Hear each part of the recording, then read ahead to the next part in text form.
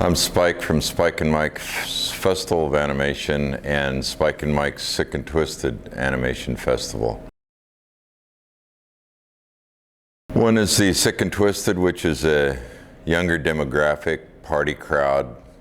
I like the difference between a cheap 40-ouncer of beer and a vintage Cabernet. And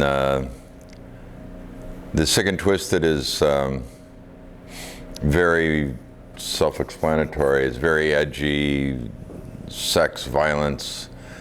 It's Beavis and Butthead started there. Shown the first South Park and Sick and Twisted. A lot of great stuff, but a lot of new film. I always talk about the history in the past, but I want to focus more on a lot of the new people coming up. New generation is very much more cutting edge, artistic, intellectual crowd. Breen Burns, Dr. Tran, Ken Navarro, Happy Tree Friends. We've been doing this since, I think we did our first shows in maybe '77, and it came from, we were always doing midnight shows like horathons and rock and roll movies and that sort of thing. I was in a band called Sterno and the Flames. I did bass vocals in the band, oddly enough. And we would show behind us, the band, in 16 millimeter classic 30s, usually Max Fleischer, Popeye, usually Betty Boop. And then the band broke up, and so we had the idea of putting together a collection of animated short films to build essentially equal a feature in 90 minutes. And it kept evolving that way.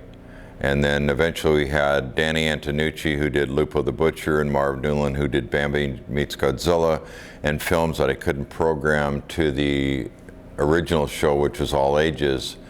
So one night we had a show at Wheeler Auditorium at UC Berkeley, and we showed these films because party crowd, and they loved it. And so I had to come up with another brand, which was Sick and Twisted. I think the most we've done in a year is probably 50 locations.